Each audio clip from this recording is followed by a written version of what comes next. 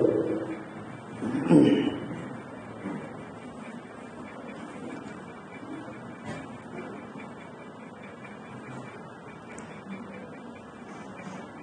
لله رب العالمين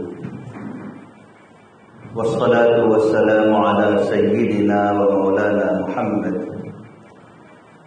وعلى آله وصحبه وعلى من تبعهم بإحسان إلى يوم الدين. أما بعد،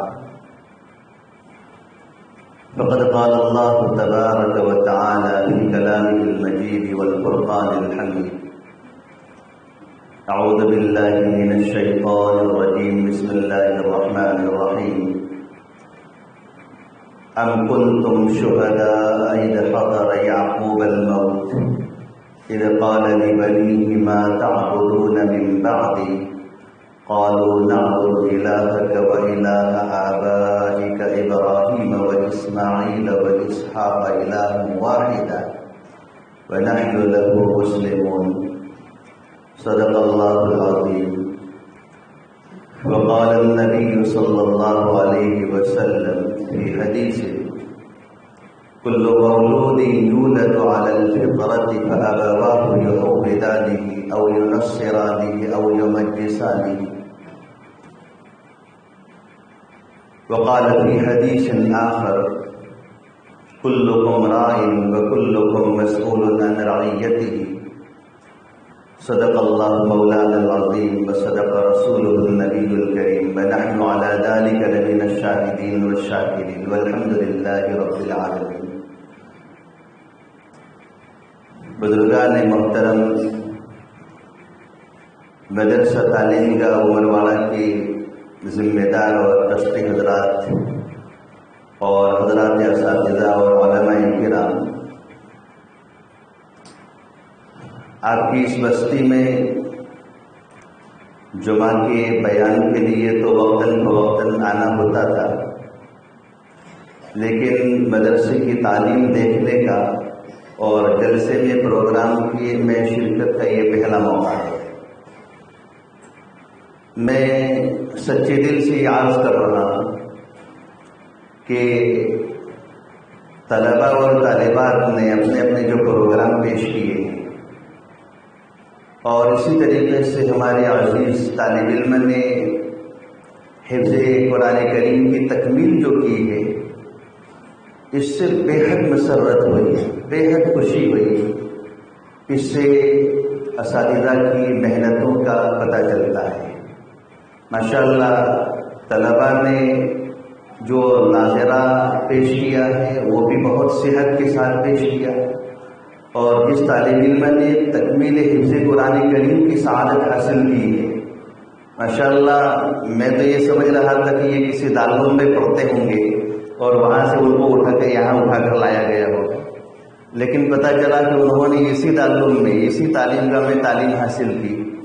میں ان کو بھی مبارکباد پیش کرتا ہوں اور ان کے والدین کو بھی مبارکباد پیش کرتا ہوں، اور بالخصوص ان کے استاذ کی محنت اگر طالب علم پر نہ ہو تو پھر طالب علم آگے نہیں بڑھ سکتا ہے. اس لیے اساتذہ بھی مبارکبادی کے قابل ہیں.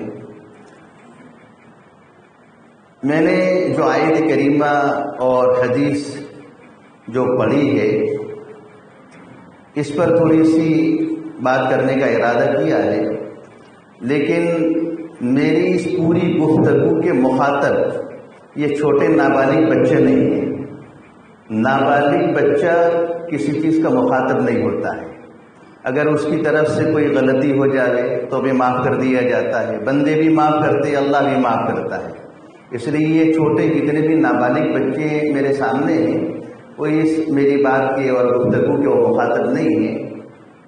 حقیقی مخاطب میرے پیچھے بیٹھے ہوئے جو میرے بڑے ہیں، مدرسے کے ذمہ دار حضرات ہیں، مدرسے کے ٹرسٹیان ہیں، اور ان چھوٹے بچوں کے اولیاء اور سرپرست حضرات جو پیچھے بیٹھے ہیں، وہ میری بات کے مخاطب ہیں. اصل اس کو سمجھنا ہے.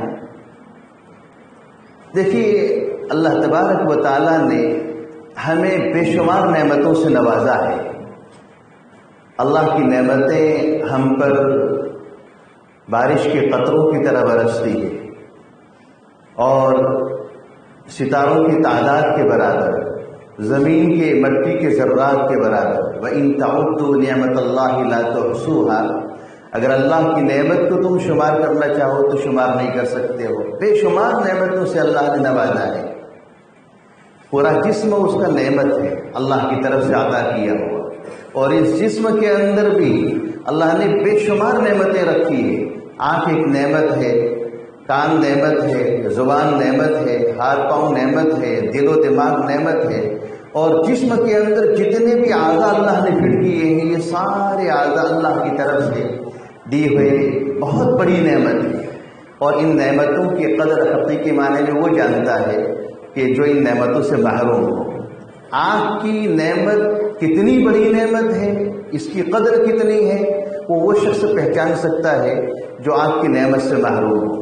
کان کتنی بڑی اللہ کی نعمت ہے، وہ شخص جان سکتا ہے جو کان کی شنوائی سے محروم ہو۔ زبان کتنی بڑی نعمت ہے، وہ شخص جان سکتا ہے کہ جو زبان کے تکلم سے اور نطق سے محروم ہو۔ پورا جسم نعمت ہے، اور جسم کے اندر اللہ نے جتنے بھی اعضاء فٹ کیے ہیں وہ سارے اعضاء اللہ کی طرف سے فٹ کیے ہوئے نعمت ہے۔ آج ہم دیکھتے ہیں ایک آدمی کسی بیماری کے اندر مبتلا ہوتا ہے۔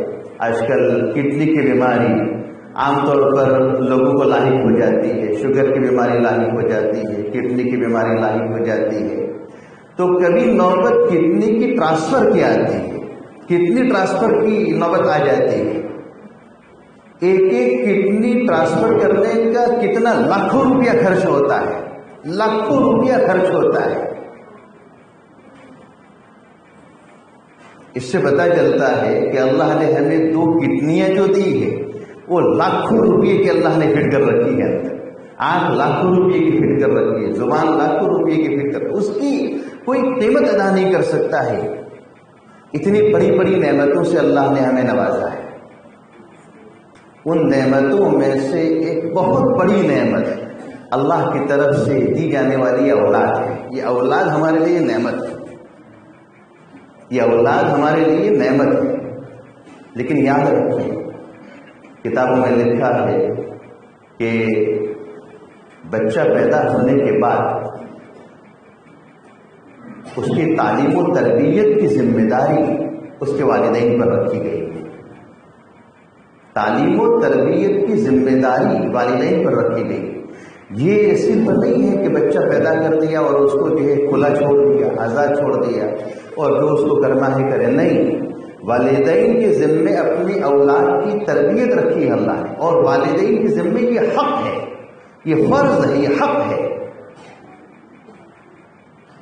اگر والدین اپنے اولاد کی تربیت کا حق ادا نہیں کریں گے تو اللہ کے یہاں ان کو جواب دینا ہوگا، اللہ کے یہاں ان کو جواب دینا ہوگا۔ اچھی تربیت والدین کے ذمے ہے اپنے اولاد کے لیے۔ میں نے جو آیت کریمہ پڑھی ہے اس آیت کریمہ کا مطلب یہ ہے کہ اللہ تبارک و تعالیٰ یہ فرماتے ہیں کہ کیا تم لوگ حضرت یعقوب علیہ السلام کی وفات کے وقت حاضر تھے؟ ام کنتم شہداء اذ حضر یعقوب الموت، حضرت یعقوب علیہ السلام کے پاس جب موت آئی، موت کا وقت آیا، تو کیا اس وقت تم وہاں موجود تھے؟ انہوں نے اپنے بیٹوں کو جمع کر کے کیا کہا تھا؟ حضرت یعقوب علیہ السلام نے اپنے بیٹوں کو جمع کر کے کہا اذ قال لبنیہ ما تعبدون من بعدی، کہ تم میرے انتقال کے بعد کس کی عبادت کرو گے؟ میرے انتقال کے بعد تم کس کی عبادت کرو گے؟ حضرت یعقوب نبی ہے، اور حضرت یوسف علیہ السلام تک اگر گینے جاوے تو 4 پشتوں میں نبوت ہے۔ حضرت ابراہیم علیہ السلام جو جد امجد ہے، حضرت ابراہیم علیہ السلام بھی نبی تھے، ان کے بیٹے حضرت اسحاق علیہ السلام بھی نبی ہیں، ان کے بیٹے حضرت یعقوب علیہ السلام بھی نبی ہیں، اور ان کے بیٹے حضرت یوسف علیہ السلام بھی نبی ہیں۔ 4 پشتوں میں نبوت ہے۔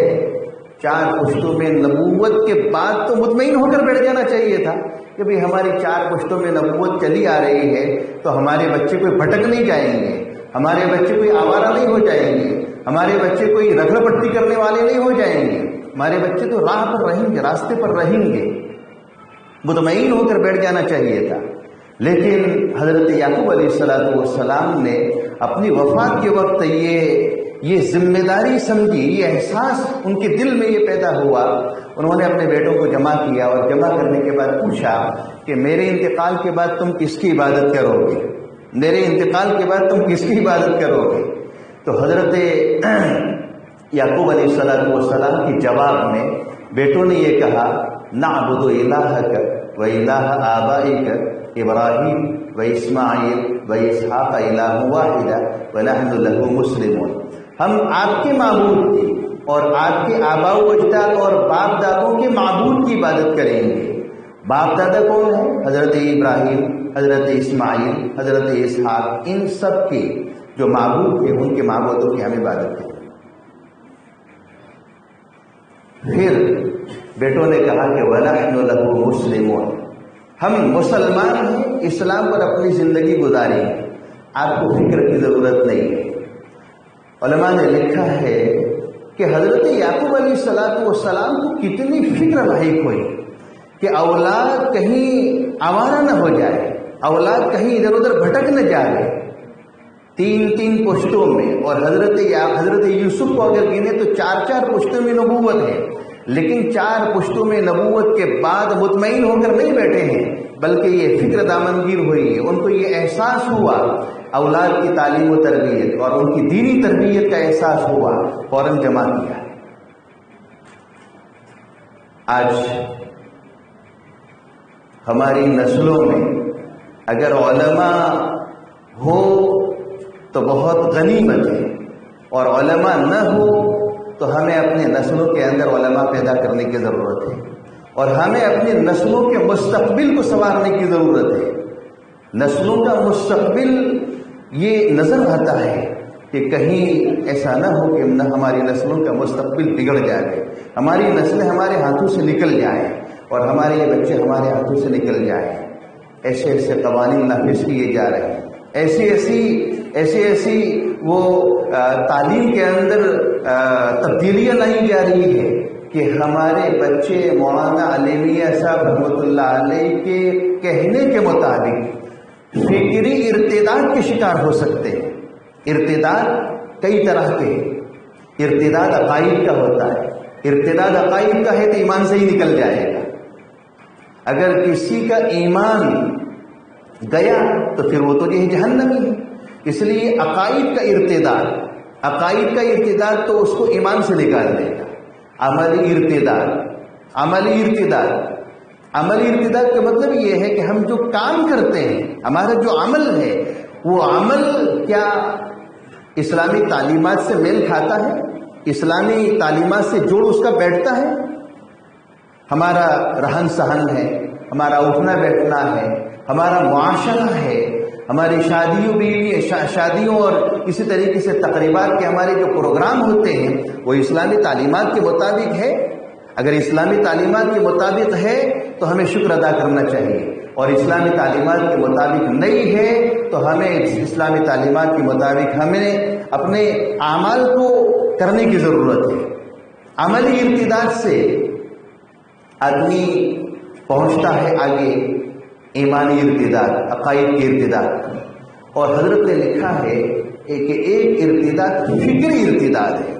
فکری ارتداد کا مطلب یہ ہے کہ ہماری سوچ بدل جائے، ہماری سوچ بدل، ماڈرن ہماری سوچ بن جائے۔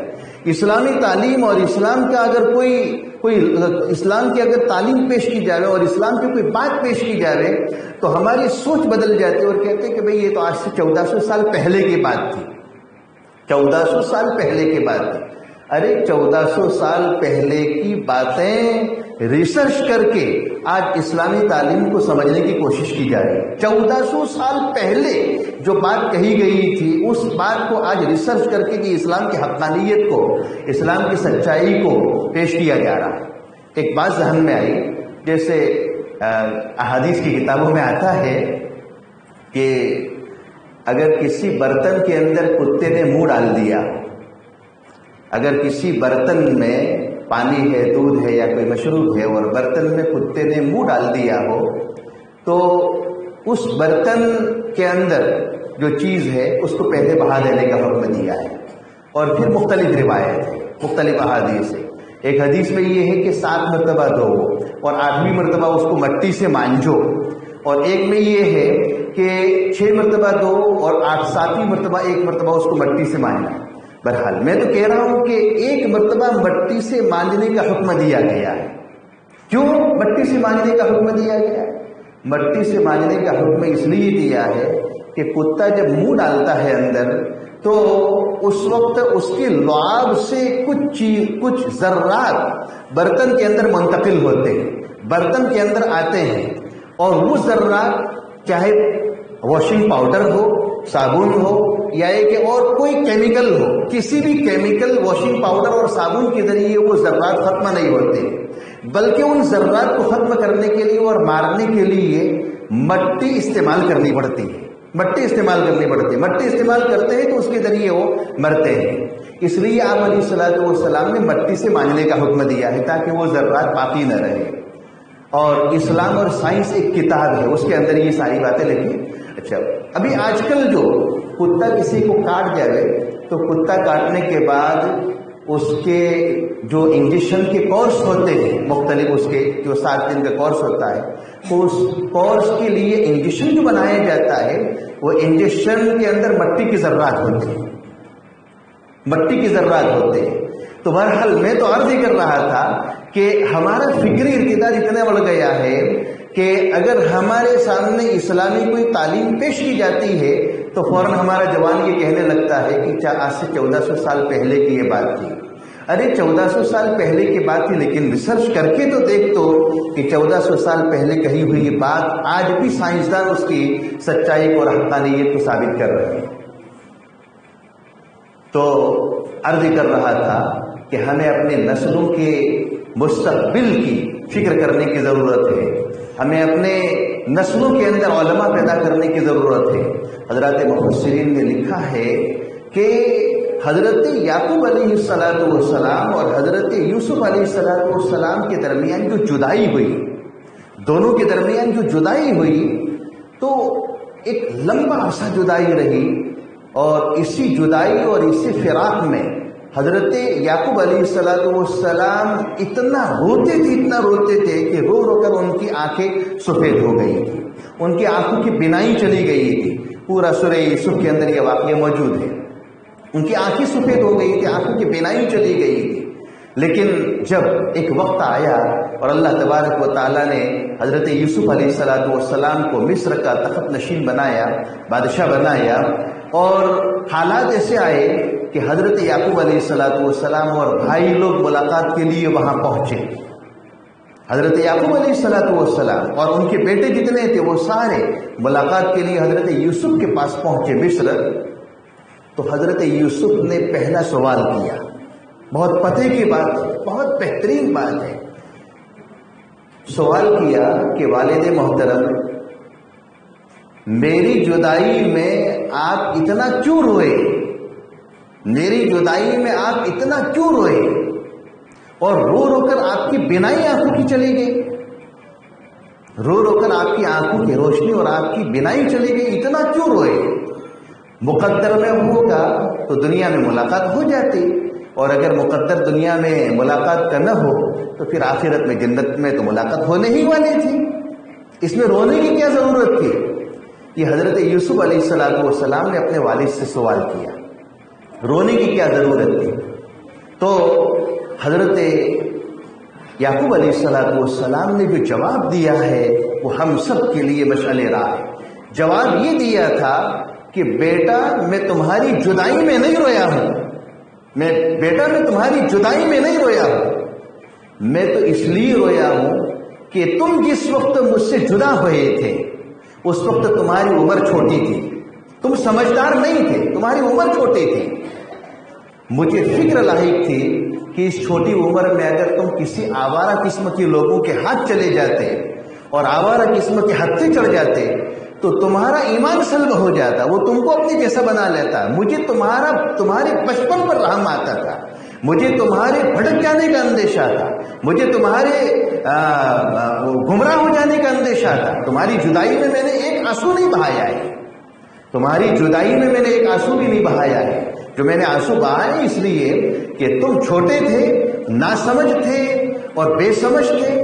کہیں ایسا نہ ہو کہ کسی آدمی کے ہتھے چڑھ جاؤ، تم کسی آدمی کے ہاتھ چڑھ جاؤ اور وہ تم کو گمراہ کر دے، راہ سے بھٹکا دے. اس لیے جو ہے میں رو رہا تھا. آج ہماری اولاد کہاں جا رہی ہے؟ میں اولیاء اور سرپرست حضرات سے یہ کہہ رہا ہوں کہ ہمیں اپنے اولاد کی تعلیم و تربیت، دینی تعلیم و تربیت، میں ہرگز دنیاوی تعلیم کا مخالف نہیں ہوں، بلکہ میں دھڑلے سے کہتا ہوں، میں دھڑلے سے یہ کہتا ہوں کہ آج اس وقت ہمیں مسلمان اچھے ڈاکٹروں کی ضرورت ہے، مسلمان اچھی نرسوں کی ضرورت ہے، لڑکیوں میں اچھی مسلمان ڈاکٹرنیوں کی ضرورت ہے. اور میں فخر کے ساتھ کہتا ہوں کہ ہمارے بھائی ماتری والا جو پڑھا رہے ہیں ان کی لڑکی ماشاءاللہ 12ویں کلاس میں ہے، ایگزام ختم ہونے والا ہے اور نیٹ کا ایگزام ختم کر کے انشاءاللہ وہ بھی میڈیکل کالج میں جانے والی ہے. حالانکہ ہمارا جو ہے پورا خاندان جو ہے علماء کا خاندان ہے، لیکن میری بھائی کی اور والد صاحب کی سب کی تمنا ہے کہ بھئی مسلمان ڈاکٹروں کی ضرورت ہے بھی.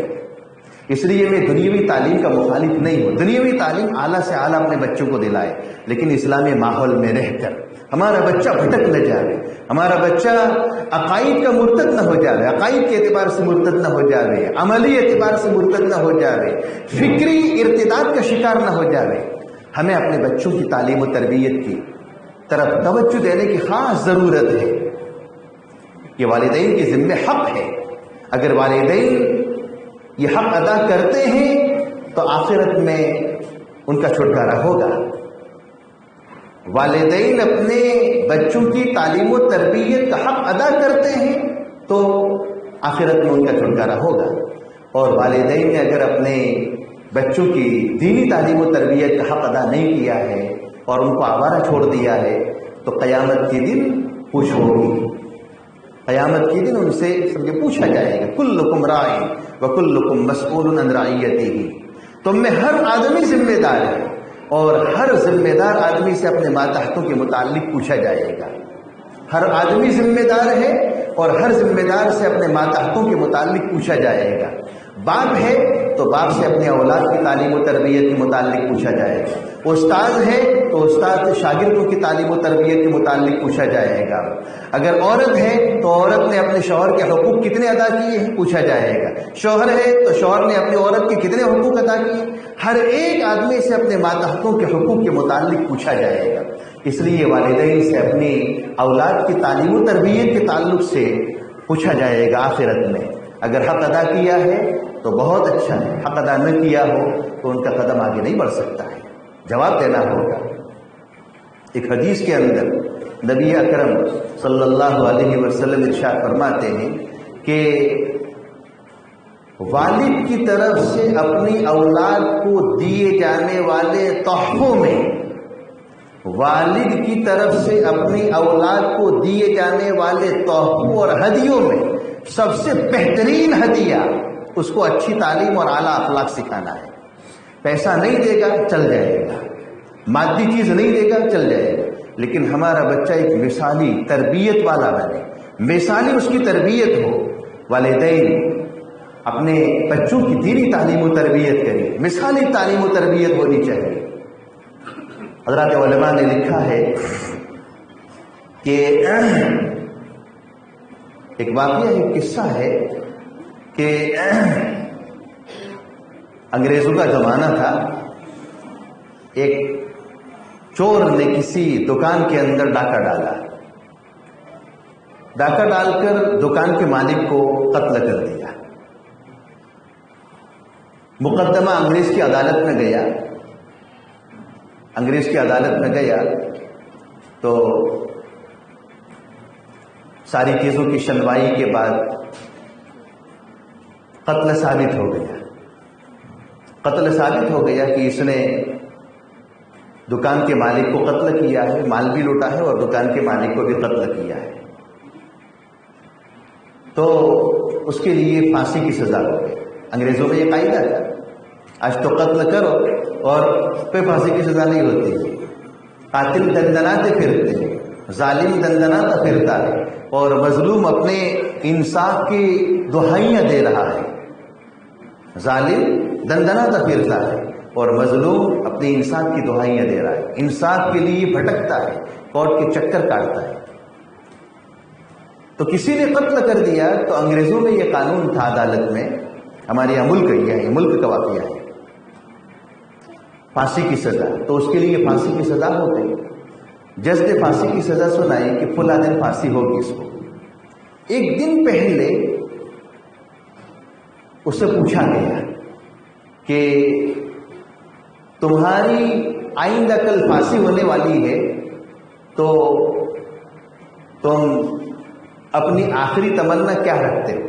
آج بھی اگر کسی کی پھانسی ہو تو ایک دن پہلے اس سے پوچھا جاتا ہے کہ بھئی آخری تمنا، تمہاری آخری امید کیا ہے، پوری کر لی جاتی. تو اس سے پوچھا گیا آپ کی آخری تمنا کیا ہے؟ تو اس چور نے یہ کہا کہ میری آخری تمنا یہ ہے کہ میری ایک بوڑھی والدہ ہے تو میں اپنی بوڑھی والدہ سے ملاقات کرنا چاہتا ہوں. تو انگریزوں نے اس کی بوڑھی والدہ کو خبر دی کہ بھئی آئندہ کل آپ کے بیٹے کو پھانسی ہونے والی ہے تو وہ آپ کی ملاقات کرنا چاہتا ہے تو آ جائیں. اس کی بوڑھی والدہ آئی اور سامنے بٹھائی گئی. تو اس بچے نے یہ کہا کہ میں اپنی والدہ کے کان میں ایک بات کہنا چاہتا ہوں، اپنی والدہ کے کان میں ایک بات میں کہنا چاہتا ہوں. والدہ کو آگے کیا گیا اور والدہ نے اپنا کان بچے کے منہ کے سامنے، زبان کے سامنے رکھا.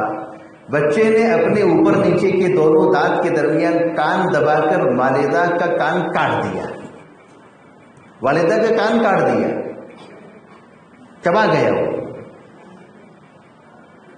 تو جج نے اور جلاد جو تھا اس نے خفگی کا اظہار کیا، غصے کا اظہار کیا اور کہا کہ آئندہ کل پھانسی ہونے والی ہے اور اتنی بڑی والدہ ہے اور بڑی والدہ کے لیے جاتے جاتے بھی ظالم بن کر گیا، جاتے جاتے بھی اپنی والدہ کو ستا کر گیا. تو اس نے پھر ایک بات کہی. بات یہ ہے کہ میں چھوٹا بچہ تھا. وہ چور ڈاکو یہ کہہ رہا میں چھوٹا بچہ تھا. ایک مرتبہ میں کسی جگہ سے 1 روپیہ 1 آنا چرا کر کہیں سے لایا اور اپنی والدہ کو میں نے دیا. تو میری والدہ نے مجھے ٹوکا نہیں بلکہ مجھے شاباشی دی، میری ہمت، میری حوصلہ افزائی کی، ہمت افزائی کی، بہت اچھا کام کیا تو. دوسرے دن پھر میری ہمت اور زیادہ بڑھ گئی تو میں زیادہ چوری کر کے لایا اور والدہ کو دیا تو مجھے اور ہمت افزائی، حوصلہ افزائی میری کی. اس طریقے سے ہوتے ہوتے ہوتے میں بڑا ڈاکو بن گیا، یہاں تک کہ میں نے دکان کے اندر ڈاکہ ڈالا اور دکان کے ساز و سامان کو لوٹ کر دکان کے مالک کو بھی قتل کر دیا.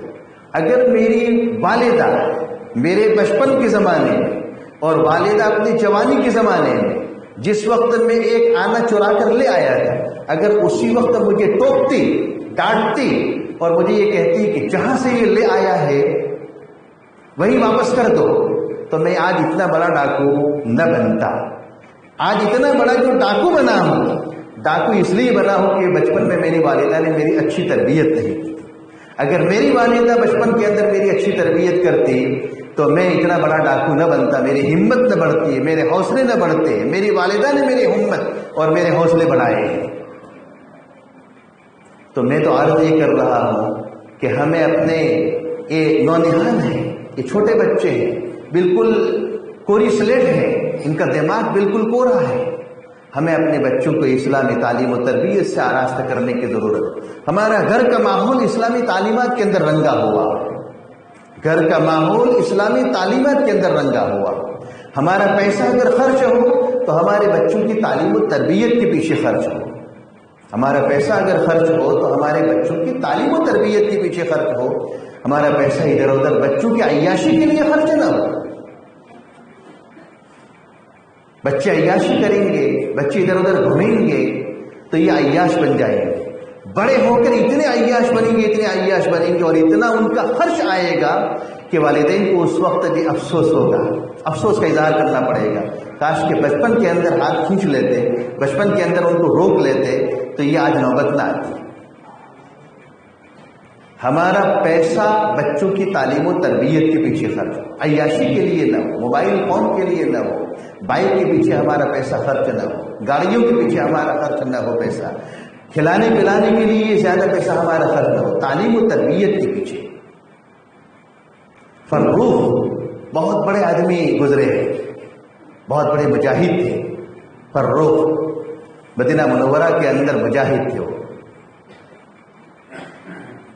جہاد کا اعلان ہوا تو وہ جہاد کے لیے روانہ ہوئے۔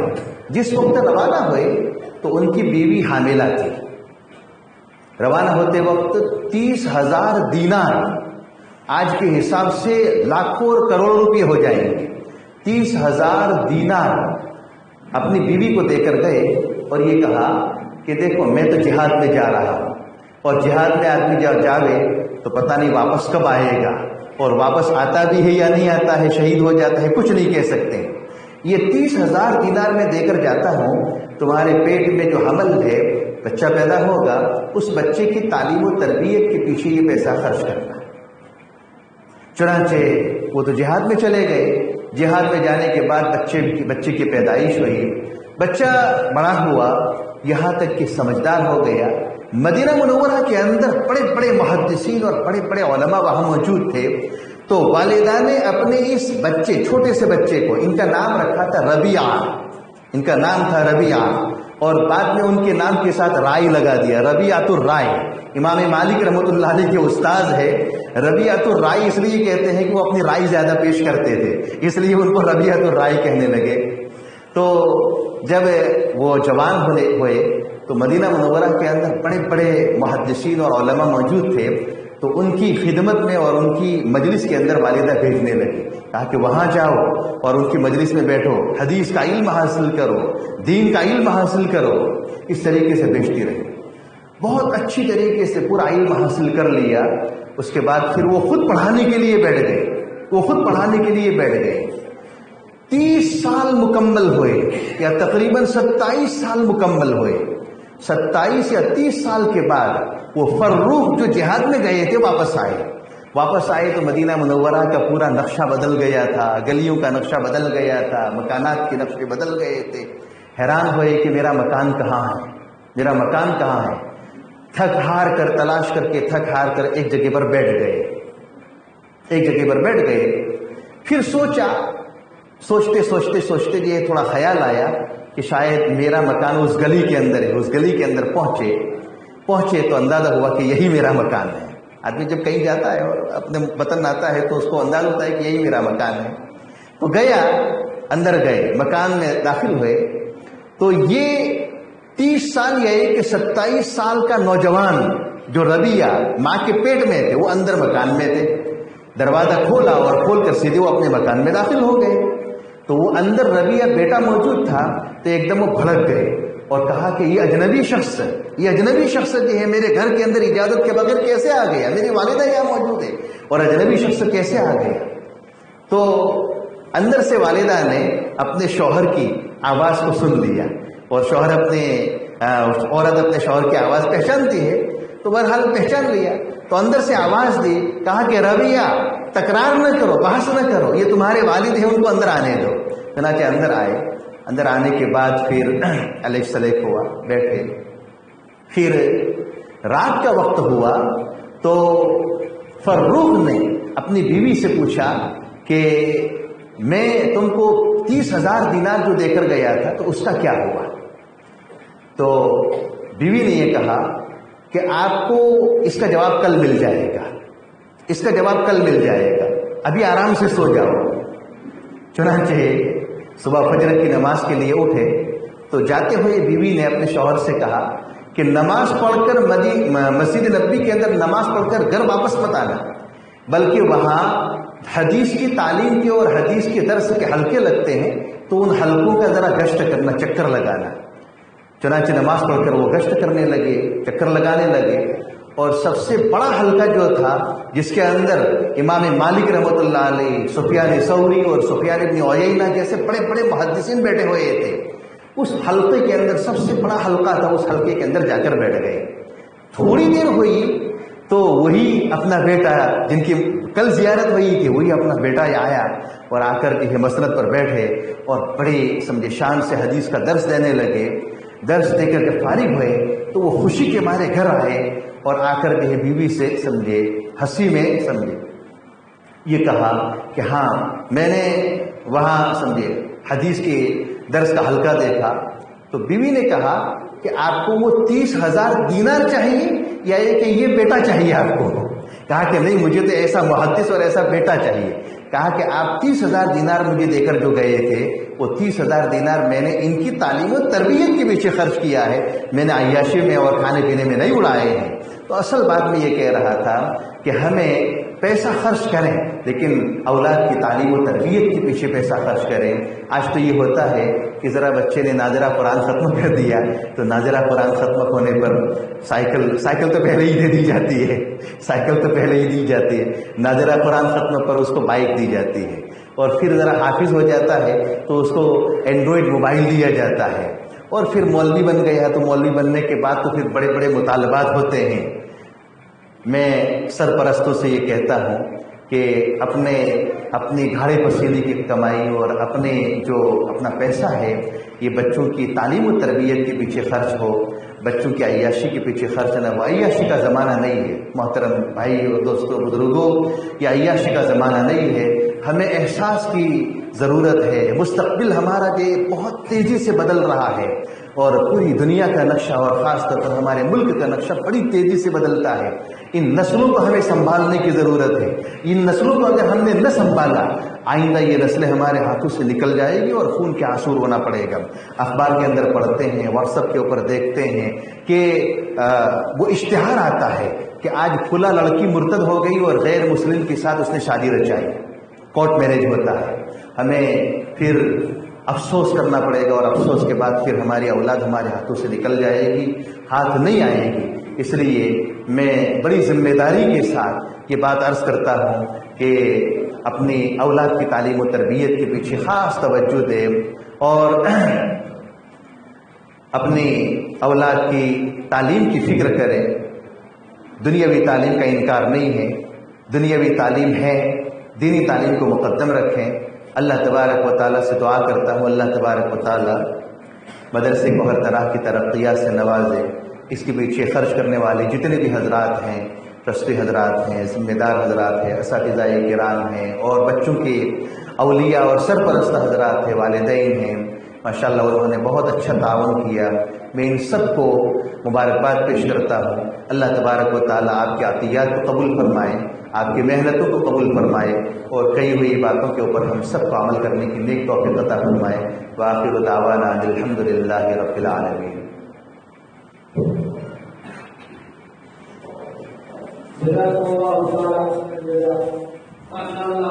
حضرت نے بچوں کی تربیت کے اوپر سے بڑی اچھی بات فرمائی، بڑی اچھی نصیحت فرمائی۔ اللہ تبارک و تعالیٰ